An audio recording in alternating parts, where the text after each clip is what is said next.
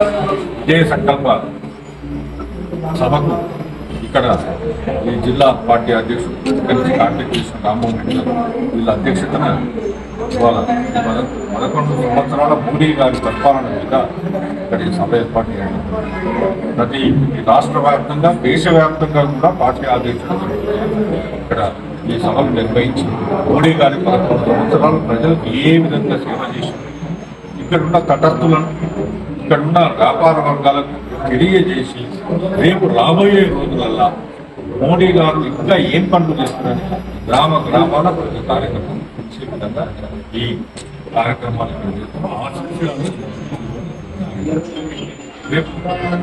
ఎందుకంటే టీఆర్ఎస్ ప్రభుత్వాలు రాష్ట్రాన్ని ఏ విధంగా దివాళీ చేసి బంగారు తెలంగాణ అని ఏ విధంగా తెలంగాణను చాలా అప్పుల రాష్ట్రంగా చేసి కాంగ్రెస్ చేయలెత్తేసి మేము ఏం చేయలేదు.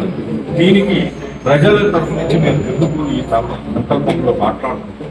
రాబోయే రోజులల్లా మోడీ గారి పరిపాలన రావాలి, డబుల్ ఇంజిన్ సర్కార్ వస్తేనే ఈ రాష్ట్రం అప్పుల నుంచి బయటపడి ఈ రాష్ట్రంలో ఉన్న ప్రతి కుటుంబానికి ప్రతి ఒక్కరికి వ్యక్తికి ఇల్లు కట్టుకోవాలన్నా ఏదన్నా జాబ్స్ రావాలన్నా అన్ఎంప్లాయ్మెంట్ స్కీమ్ పోవాలన్నా భారతీయ జనతా పార్టీని ఆదరించాలి అనే నిశ్చయానికి వచ్చి మాకు తెలియజేస్తున్నారు. రాబోయే రోజుల్లో భారతీయ జనతా పార్టీ అధికారం దిశగా కార్యకర్తలు అందరూ సైనికులు మోడీ గారు ప్రవేశపెట్టిన ఎలాంటి ప్రణాళిక చేయబోతున్నారు. తెలంగాణలో భారతీయ జనతా పార్టీ బలంగా లేదు అనే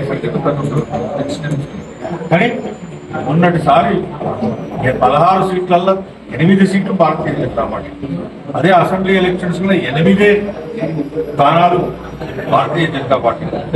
రాష్ట్రంలో ఇప్పుడు ఎంపీలకు 16 స్థానాలు 8 స్థానాలు గెలిచినాం కదా, అంటే భారతీయ జనతా పార్టీని ఆదరించాలని ప్రజలు నిర్ణయించారు. ఇంకా ఎక్కడెక్కడైతే 8 జిల్లాలలో రాని కాడ నిలవని కాడ మేము భారతీయ జనతా పార్టీ రేపు రాబోయే కొత్త అధ్యక్షుడు కానీ కిషన్ రెడ్డి గారు కానీ ఆలోచించి దాన్ని ఇంకా ఏ కార్యక్రమాలను కొత్తగా తయారు చేయాలి. ఇప్పుడు ఈ పార్టీ 11వ సంకల్ప విజయ్ ఇప్పుడు పెట్టుకున్న దాని అర్థం కూడా కార్యకర్తలను సైనికులు తయారు చేయాలి, కొత్త వ్యక్తులను రాబోయే ఎన్నికల్లో అన్ని గ్రామాలలో సర్పంచ్ పోటీలు ఏర్పాటు చేస్తున్నారు. తప్పకుండా రాబోయే గ్రామ పంచాయతీ జిల్లా ఐదుల మీద చేస్తారు. తప్పకుండా ఎట్టి పరిస్థితుల్లో వరంగల్ మున్సిపల్ జిల్లా మొత్తంలో ఎక్కడైనా భారతీయ జనతా పార్టీ నుంచి నిలబెడుతున్నారు. ప్రజలు కూడా ఆశీర్వదిస్తున్నారనే నమ్మకం నాకు.